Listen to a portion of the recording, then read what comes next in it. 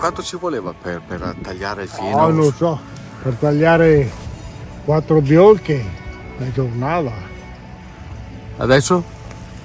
Adesso, nella giornata, anche 100 biolche. È cambiato un po'. Cambia un po'. È cambiato. Che ricordi hai di quel tempo, Carlo? Era fatica, molto fatica. Però era un'altra soddisfazione. Un'altra soddisfazione.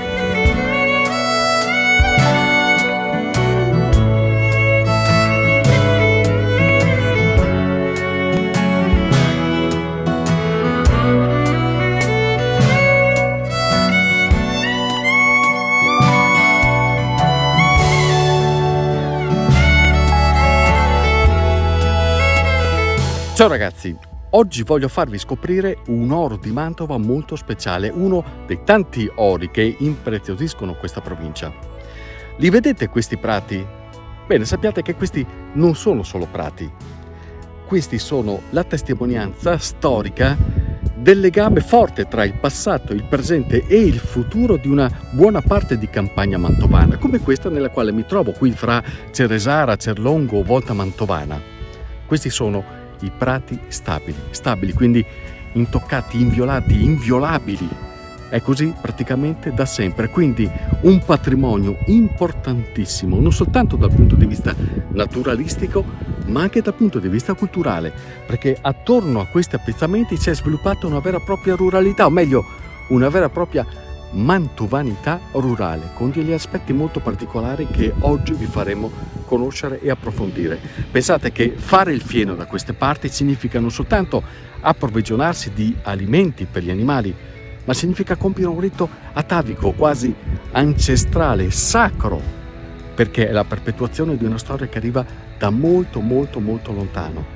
E da qui, da questo fieno, nasce il frutto che ha contraddistinto e reso unica questa terra, il formaggio Grana Padano.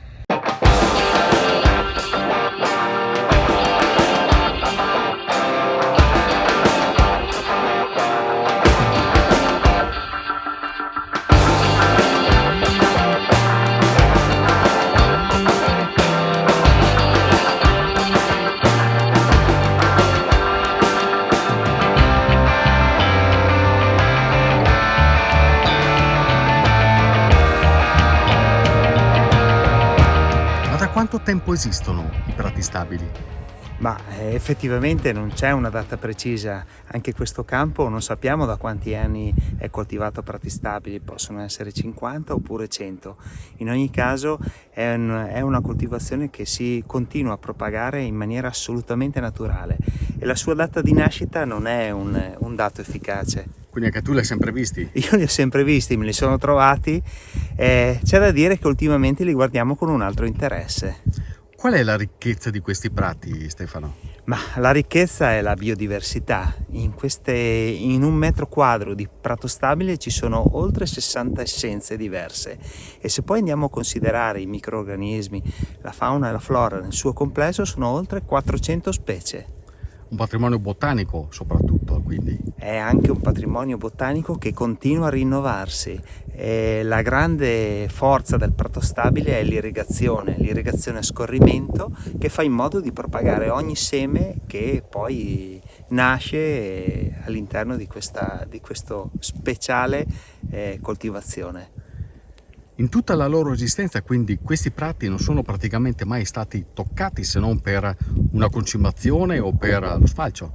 Sì, in effetti la concimazione che viene fatta è esattamente come tantissimi anni fa, assolutamente naturale. Si usano ancora i letami oppure i liquami e poi alcune lavorazioni leggerissime per fare in modo di arieggiare la parte superficiale del prato e questo è sufficiente per far propagare e poi dare vigore e forza a questa bellissima coltivazione. Il tempo è da sempre alleato essenziale, per certi versi straordinario, della maturazione del formaggio. Perché? Perché è l'elemento base della stagionatura, che nel caso del Grana Padano è minimo di 9 mesi prima di poter passare alla sua commercializzazione, anche se poi può tranquillamente arrivare a 12, 24, 36 mesi e oltre. Che cosa succede durante questo periodo di tempo in cui le forme stanno ferme qui, sulle scalere? È un immobilismo relativo perché dentro gli enzimi continuano a lavorare, estraendo tutte quelle essenze, tutti quei profumi che sono incorporati nei prati stabili da cui arriviamo. Ed è chiaro quindi che quanto più è ricco il latte, perché a sua volta ha raccolto queste stesse essenze dei prati stabili, tanto migliore sarà la qualità finale del prodotto finito del grano padano, al punto, come succede in questa zona, da assumere dei contorni ben definiti, inconfondibili. E questo è il tesoro di questa terra. Il fatto che siano arrivati intonsi fino ai giorni nostri vuol dire che c'è una cultura della terra. Beh sì, in effetti il prato stabile è legato a questo particolare terreno e chi c'era prima di me ha visto in questo una grande opportunità, pertanto l'ha preservato. Noi ultimamente, come dicevo prima, li stiamo guardando con un altro occhio. Sono belli, sono intonsi, ma non sono privi di insidie. Beh, questo è vero, perché comunque oggi solo chi fa allevamento e che ne trae i maggiori benefici, cioè il fatto di poter portare a casa un foraggio di così grande valore, ha la possibilità di mantenerli. Pertanto l'allevamento sui prati stabili è il connubio ottimale per garantire la continuità. Quello che vedete qui è il risultato di 2 giorni di lavoro, circa 200 forme. Ma in questa terra, nella terra dei prati stabili, vedere il formaggio, vedere il grana padano come il risultato di un semplice processo produttivo sarebbe fortemente riduttivo. E questo perché? Perché attorno a questo risultato ruota quella mantovanità rurale di cui parlavo prima e che si è concretizzata in uno spirito identitario ma anche in un senso di solidarietà tra gli stessi allevatori, agricoltori e produttori. E questo perché? Perché i prati stabili, per quanto belli, per quanto importanti, per quanto antichi possono essere, purtroppo non sono immuni da insidie. Ma loro questo lo sanno e per questo si sono organizzati. È vero che avete creato un gruppo? Sì, abbiamo creato un gruppo in questo territorio che ha l'obiettivo di preservare i prati stabili, perché i prati stabili sono un patrimonio di tutti, sono degli strumenti che servono anche per garantire la sostenibilità del nostro lavoro, perché attraverso il prato stabile abbiamo la possibilità di immagazzinare, di trattenere una quantità di carbonio estremamente elevata e questo fa bene all'ambiente, fa bene alla terra. Chi c'è in questo gruppo? Beh, in questo gruppo ci sono altre cooperative che sono di questa zona, esattamente ce ne sono altre 5, in più ci sono i comuni e tutti insieme stiamo cercando di trovare la forma per tutelare in primo luogo il prato stabile e poi di esaltare le produzioni che avvengono su questi campi. Salvaguardarlo da che cosa? Ma lo dobbiamo innanzitutto salvaguardarlo dal fatto che ci sono altri tipi di coltivazioni molto più redditizie che rischiano di cancellare questo patrimonio di biodiversità. Pertanto noi dobbiamo fare in modo che il reddito che deriva dalla coltivazione dei campi e dall'allevamento sia un reddito adeguato in modo tale che si possa preservare la continuità. È maturato quindi la consapevolezza di una ricchezza che c'è e non è soltanto un'erba. No, non è soltanto un'erba, qui c'è qualcosa di più.